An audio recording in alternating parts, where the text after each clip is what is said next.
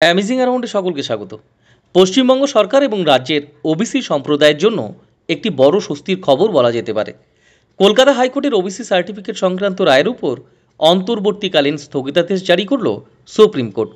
সোমবার 28 জুলাই 2025-এ দেশের শীর্ষ আদালত এই গুরুত্বপূর্ণ সিদ্ধান্ত নেয়, যার ফলে রাজ্যের ওবিসি সংরক্ষণ ব্যবস্থা আপাতত বহাল থাকছে। সম্প্রতি কলকাতা হাইকোর্টের একটি ডিভিশন বেঞ্চ 2010 সালের পর জারি করা সমস্ত ওবিসি সার্টিফিকেট বাতিলের নির্দেশ দিয়েছিল এবং যার ফলে রাজ্যের প্রায় 5 লক্ষ ওবিসি সার্টিফিকেট বাতিল হয়ে যায়। এই রায়ের বিরুদ্ধে পশ্চিমবঙ্গ সরকার সুপ্রিম কোর্টে আবেদন করে। রাজ্য সরকারের পক্ষে আইনজীবীরা সওয়াল করেন, জোরালো সওয়াল করেন এবং বেশ কিছু বিষয় এর উপস্থাপন করেন। কলকাতা হাইকোর্ট কোনো নির্দিষ্ট অভিযোগের ভিত্তিতে নয়, বরং ঢালাওভাবে সমস্ত সার্টিফিকেট বাতিল করেছে, যা আইনত সঠিক নয় এই দাবিও তোলেন তারা। সুপ্রিম কোর্টের প্রধান বিচারপতির কি পর্যবেক্ষণ রয়েছে বা সুপ্রিম কোর্টের কি পর্যবেক্ষণ রয়েছে? সুপ্রিম কোর্টের এই পর্যবেক্ষণ অত্যন্ত গুরুত্বপূর্ণ, কারণ কলকাতা হাইকোর্টের রায়টি কি সম্পূর্ণরূপে ভুল, এটি কি বলা যায়? অবশ্যই কলকাতা হাইকোর্টের রায়টি সম্পূর্ণ কি ভুল, এই প্রাসঙ্গিক বা এই প্রসঙ্গ উঠে আসছে। এই আলোচনাক্রমে এই প্রসঙ্গটি সুপ্রিম কোর্টে কি পর্যবেক্ষণে এসেছে। অবশ্যই এটি একটি প্রশাসনিক সিদ্ধান্ত এবং সেই প্রশাসনিক সিদ্ধান্তকে এভাবে বাতিল করা যেতে পারে কি পারে না, এই বিষয়ে অবশ্যই আলোচনা হয়েছে।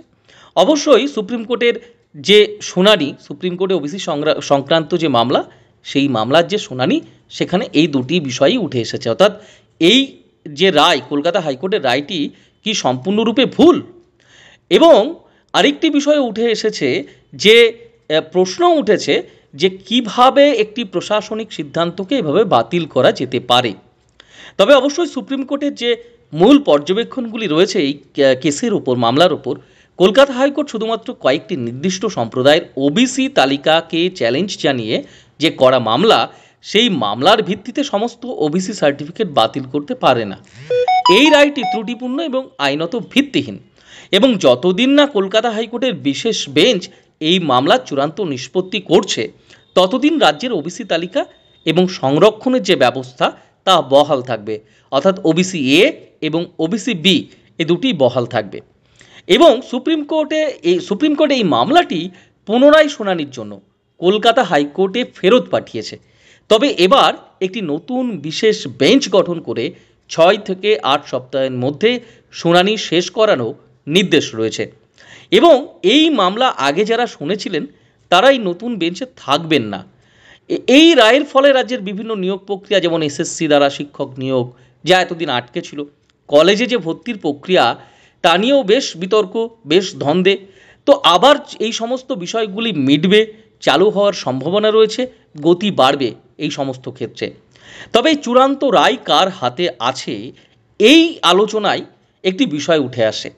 আইন বিশেষজ্ঞরা মনে করছেন, বা অনেকেই মনে করছেন, যে কলকাতা হাইকোর্টের এই বিশেষ বেঞ্চ যে রায় দিক না কেন, এই মামলা আবার সুপ্রিম কোর্টে আসবে।